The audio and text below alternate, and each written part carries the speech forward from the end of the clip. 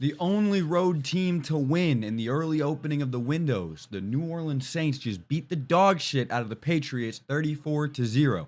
Now, I'm going to start this video off by saying good game to the Patriots, fellas.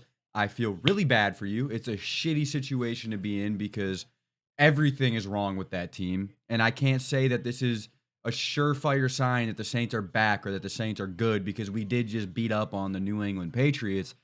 But to beat any NFL team 34-0 after dumping two games in a very gross fashion is not only a confidence booster to the team, but it shows you what you need to start doing moving forward.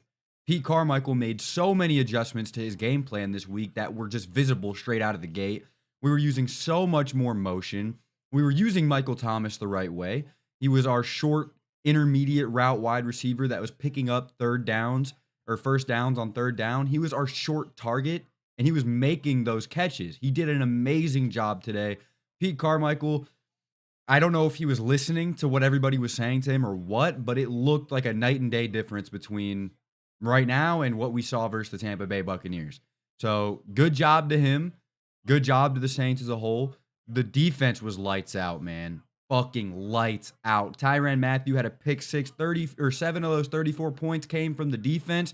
Carl Granderson had an amazing game. Cameron Jordan was looking really, really good as well. Everybody just balled out, and this is what you need to see from a team like the New Orleans Saints. You have all of these pieces, right? You need them to be cohesive, and that is, for the first time this season, what we saw today. I was really impressed with so much. Let's get into the specifics. Shout out to the New England Patriots fans. I'm sorry. It's dysfunctional. It sucks. You guys are in purgatory. It just is what it is. The next time I complain about the New Orleans Saints offense, I'm going to remember what I saw today with the Patriots. They looked fucking lost. Horrible. Absolutely horrendous. Mac Jones is not the answer. Bailey Zapp is not the answer. Like, the whole offense isn't the answer. Just throw everything out of the window. Bill Belichick needs to get his ass on somewhere and just rebuild from the ground up. But let's talk about our Saints, man. Derek Carr had a very good game. He was playing, I would say, efficiently, but he was doing what he needed to do for the Saints to get up on the board, and that is the biggest difference maker. Multiple red zone trips. I think it was 3 or 4. We had 3 or 4 touchdowns come out of those. It just was, I don't even know what to say, man. It was beautiful. Night and day difference. Derek Carr was 18 for 26, ultra efficient, 183 yards, 10.2 yards per pass average, and 2 touchdowns with no interceptions. Big highlight of this stat line as well is that he was only sacked 2 times. That is huge. Absolutely humongous. Because we were seeing Derek Carr get sacked once a quarter all the way up until this game. So the offensive line's improvement has not went unnoticed. You could just tell there were multiple plays where Derek Carr was just standing there and had all day to survey. There was one where he was just standing there, got sacked. You can't take coverage sacks like that, especially when you've been in the NFL as long as Derek Carr has. Just throw the ball away. Please, just throw the ball away. And one where he almost threw a pick. Just throw the ball away. Just throw it away. But I'm sure that will come down the road. Alvin Kamara.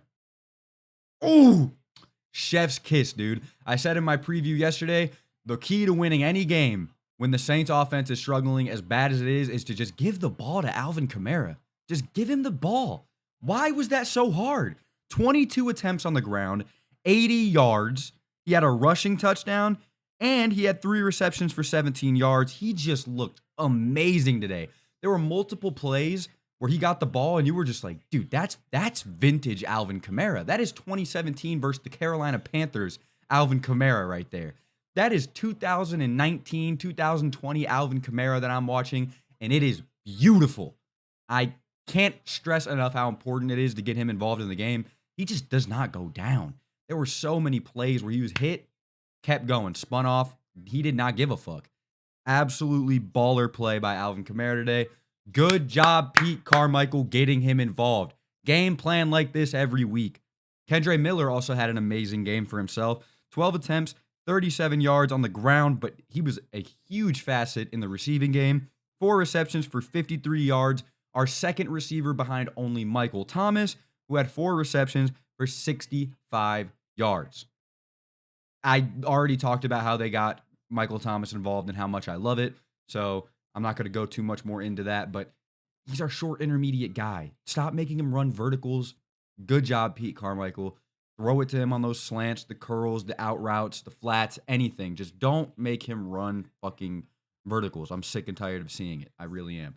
A kind of underwhelming performance yardage wise was Chris Olave. I do want to see him get more involved in the passing game, but he did have his first touchdown of the season, pass from Derek Carr. That was really nice. So I'm okay with that. But he had 5 targets, 2 receptions, 12 yards.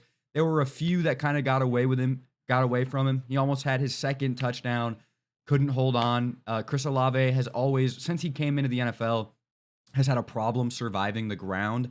And hopefully that's something that just gets worked out as his career progresses, because he's still a really good option at our wide receiver core. And I hope that he climbs back up to those numbers he was making at the beginning of the season, because that's important. Rashid Shaheed had 2 receptions for 28 yards. He caught both balls that were thrown at him. Foster Morale had his first touchdown as a New Orleans Saint. A nice little shovel pass from Taysom Hill. That was good to see. And, especially from what he's coming back into the NFL, making a statement today. It was nice to see a good red zone threat. That was a creative play that I really appreciated from the Saints offense. Taysom Hill took the ball, shoveled it in, touchdown. So stuff like that is what you need to do. You can't be predictable. You know what I mean? You got to just make some things happen, some trickery, some mischievousness. And I also liked how in the red zone on that Alvin Kamara touchdown, we just ran the ball until we got in. It's really that fucking simple. You have all of these good players you have to play to their strengths, and that's exactly what we did today, and that's why we won 34-0. Blake Grupe had an outstanding day.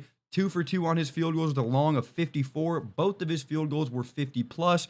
He was 4 for 4 on extra points with 10 points added to that tally. Shout out Blake Grupe. Amazing. I can't stress it enough how good he played today. I'm really impressed by him, and seeing how Will Lutz has had his struggles in Denver, it really does warm my heart to see that we did make the right choice. He's 10 for 11 on his kicks this year. Missed that one. He's a rookie. That was a lot of pressure. It's going to happen the first few times. He will get locked in. Don't worry about it. He'll remember that. The next time the game is on the line, he's making that bitch. Our entire team played amazing. Paulson Debo had 2 passes defended. Pete Werner had an interception. Everybody was getting their hands dirty today. The whole defense played fantastic. I mean, anytime you pitch a shutout, no matter who it is, it's an amazing statement to make. I'm impressed by the Saints today. Hopefully this continues. I don't expect us to beat teams 34-0 every week, but I expect competence, and that is what we got today, and it showed on that scoreboard.